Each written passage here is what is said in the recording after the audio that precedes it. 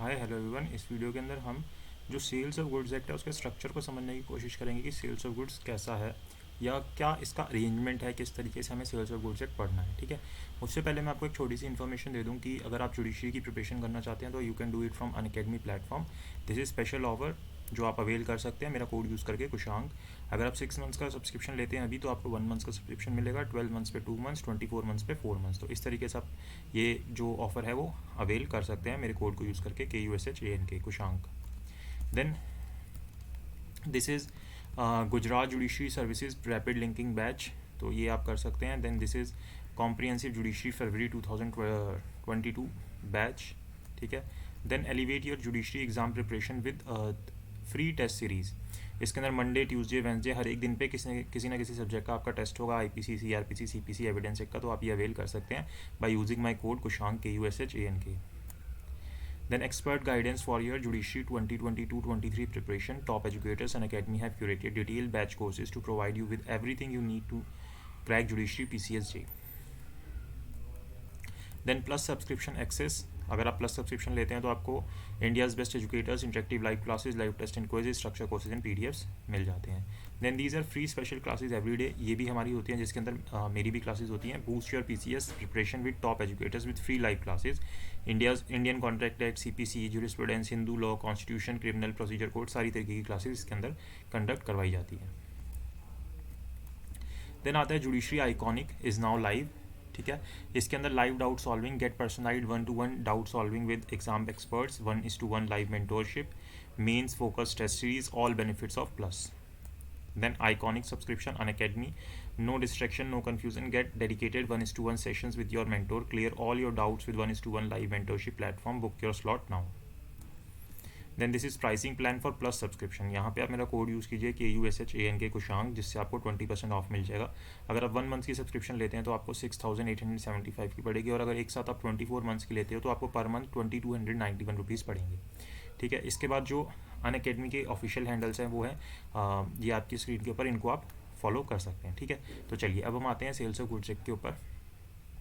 अब ये जो सेल्स ऑफ गुड्स एक्ट है ये हमारा किस तरीके से इसका अरेंजमेंट है वो हम समझते हैं। तो हमें पता है कि 1 जुलाई 1930 से ये कमेंस हुआ था जो सेल्स ऑफ गुड्स एक्ट था, 1 जुलाई 1930 से। ये आपको सेक्शन 1 के अंदर ही मिल जाएगा। तो सबसे पहले चैप्टर 1 के अंदर प्रीलिमिनरी दे रखा है। इसके अंदर हमारी 2 चीज़ें आती हैं, एक short title extent and commencement आता है और डेफिनेशंस आती है। तो ये वाली सेक्शन 3 में तो कुछ खास बात है नहीं।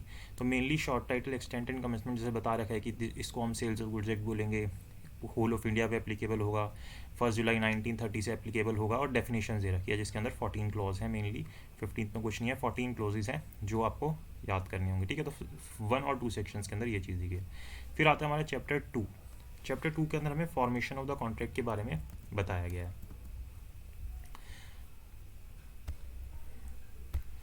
अब इसके अंदर जो चैप्टर 2 है फॉर्मेशन ऑफ कॉन्ट्रैक्ट के अंदर सेक्शन 4 से लेके सेक्शन 17 तक आता है। ठीक है, 4 से लेके 17 तक। तो इसके अंदर सबसे पहले हमें ये बताया कि कॉन्ट्रैक्ट ऑफ सेल क्या होता है।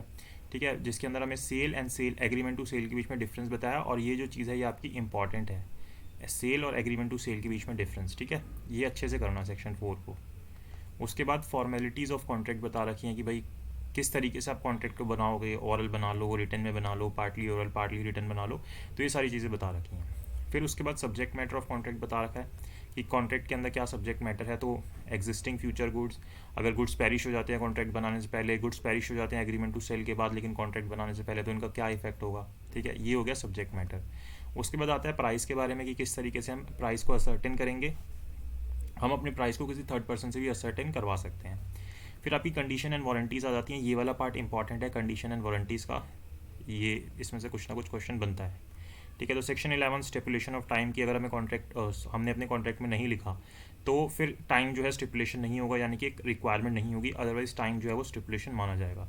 फिर कंडीशन एंड वारंटी के बारे में बता रखा है कि कंडीशन और वारंटी क्या होती है। Section 12 is important section. ठीक है, ये वाला सेक्शन इंपॉर्टेंट है, सेक्शन 4 इंपॉर्टेंट है बाकी सबके कंपैरिजन में।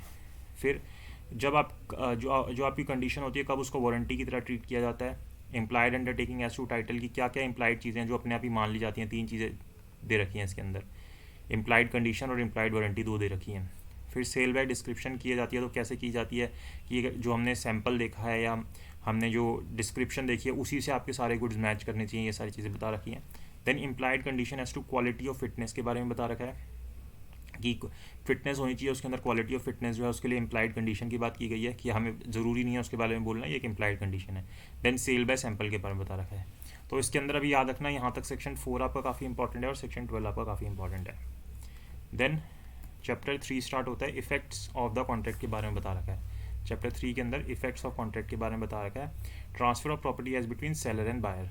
तो सबसे पहली बात, goods must be ascertain. Simple सी बात है कि गुड्स जो है वो असर्टेन होने चाहिए। अनअसर्टेन गुड्स कैसे बेचोगे आप? मतलब जैसे आपने अगर 1000 kg राइस खरीदने हैं, मतलब आपने बेचने हैं, अब ये आपके पास आके अगर 100 kg मांग रहा है तो आपको उसमें से असर्टेन करने पड़ेंगे ना, 1000 में से अलग से 100, तो असर्टेन करके। Property pass is when intended to pass. Property कब पास होती है? जब हम उसको इंटेंड करते हैं पास करने के लिए। Specific goods in deliverable state, कि जो स्पेसिफिक गुड्स कब डिलीवरेबल स्टेट के अंदर होते हैं, कैसे होते हैं, वो सारी बातें बताई गई हैं। Then specific goods to be put into a deliverable state, कि स्पेसिफिक गुड्स को जब हम डिलीवरेबल स्टेट के अंदर हम पुट कर देते हैं। तो ये जो सेक्शंस है ना, वैसे तो हमने डिटेल में पूरा सेल्स ऑफ गुड्स कर रखा है, उनको आप देख सकते हो अगर आपने देखना है। तो ये जस्ट एक जनरल बता रहा था कि किस तरीके से एक्ट पूरा बना हुआ है।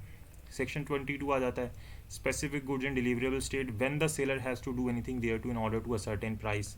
ठीक है, जब सेलर को कुछ करना पड़ेगा प्राइस को असर्टेन करने के लिए।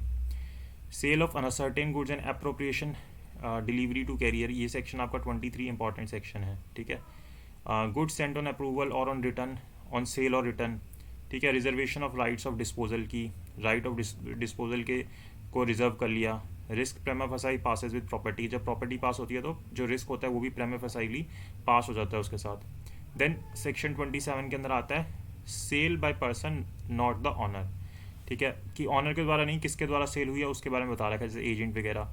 Cell by one joint of owners की, एक से ज़्यादा अगर ऑनर्स हैं तो कैसे वो सेल की जा सकती है उसके अंदर। Sale by person in position under voidable contract, की एक ऐसे व्यक्ति के पास पोजीशन है गुड्स का जो कि वॉइडेबल कॉन्ट्रैक्ट के अंदर है, तो कैसे सेल करेगा। सेलर और buyer in position after sale, sale के बाद जब उनके पास पोजीशन आ जाता है। तो ये चैप्टर 3 के अंदर हमें दे रखा है। उसके बाद चैप्टर 4 आता है, परफॉर्मेंस ऑफ द कॉन्ट्रैक्ट होता है कि किस तरीके से कॉन्ट्रैक्ट को परफॉर्म किया जाता है। तो उसके अंदर अलग अलग चीज़ें बता रखी हैं कि सेलर बायर की क्या ड्यूटीज़ होंगी, किस तरीके से पेमेंट होगी, डिलीवरी होगी, पार्ट डिलीवरी का क्या इफेक्ट होगा, buyer to apply for delivery की, किसको बोलना पड़ेगा कि डिलीवरी करवाई जाए, क्या रूल्स होंगे डिलीवरी करने के, डिलीवरी अगर रॉन्ग क्वांटिटी कर दी गई या इंस्टॉलमेंट में डिलीवरीज की जा सकती हैं। ठीक है, डिलीवरी टू कैरियर और वॉरफिंगर, की जो कैरियर है जिसके थ्रू जाएगा उसको डिलीवरी कर दी। Risk where goods are delivered at distant place, की अगर डिस्टेंट प्लेस पे अगर गुड्स डिलीवर किए जा रहे हैं तो उसमें किसका क्या रिस्क होगा। बायर का राइट बताया गया कि वो गुड्स को एग्जामिन कर सकता है जब उसके पास गुड्स पहुंचेंगे। फिर उसको एक्सेप्टेंस के बारे में बताया है। फिर बायर जो है बाउंड नहीं होगा उन गुड्स को रिटर्न करने के लिए, रिजेक्टेड गुड्स के, ये सारी चीज़ें बताई हैं। लायबिलिटी ऑफ बायर्स फॉर नेगलेक्टिंग और रिफ्यूजिंग डिलीवरी ऑफ गुड्स, तो ये सारी चीज़ें हमें परफॉर्मेंस ऑफ कॉन्ट्रैक्ट से रिलेटेड चैप्टर 4 के अंदर बता रखी है। तो चैप्टर 1 के अंदर क्या था, प्रीलिमिनरी बताया था। चैप्टर 2 के अंदर क्या बताया था कि किस तरीके से हम कॉन्ट्रैक्ट बनाते हैं। फिर चैप्टर 3 के अंदर हमें क्या बताया कि क्या इफेक्ट होते हैं कॉन्ट्रैक्ट के, और चैप्टर 4 में बताया कि किस तरीके से कॉन्ट्रैक्ट को परफॉर्म करते हैं। देन चैप्टर 5 आता है rights of unpaired seller against the goods, की जो अनपेड सेलर है उसके क्या राइट्स होंगे गुड्स के अगेंस्ट, ये हमें चैप्टर 5 के अंदर बता रखा है। तो अनपेड सेलर कौन होता है, अनपेड सेलर के क्या राइट्स होते हैं वो हमें बता दिया गया।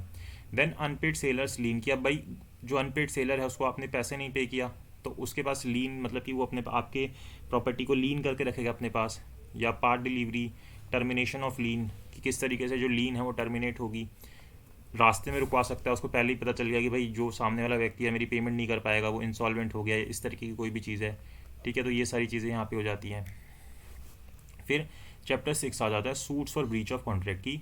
अब आपका सब कुछ हो गया, प्रीलिमिनरी हो गया, कॉन्ट्रैक्ट कैसे बना, कॉन्ट्रैक्ट को अब आपको जो रिक्वायरमेंट्स थी फिर वो परफॉर्म हुआ। ठीक है, अब ये आ जाता है कि सूट्स और ब्रीच ऑफ कॉन्ट्रैक्ट की। अब अगर आपका कॉन्ट्रैक्ट जो है वो ब्रीच हो जाता है तो उसके लिए आप सूट कर सकते हो। तो किस किस कैसे कैसे सूट कर सकते हो, प्राइस के लिए कर सकते हो, डैमेजेस मांग सकते हो, नॉन एक्सेप्टेंस की डैमेजेस मांग सकते हो, नॉन डिलीवरी की। नॉन एक्सेप्टेंस मतलब कि सामने वाले को आपने गुड्स भेजे उसने एक्सेप्ट ही नहीं किया। डिलीवरी मतलब आप डिलीवरी ही नहीं की आपने, सेलर की गलती हो गई। स्पेसिफिक परफॉर्मेंस करा सकते हो कि नहीं मुझे तो डैमेजेस चाहिए नहीं, मुझे तो गुड्स ही चाहिए।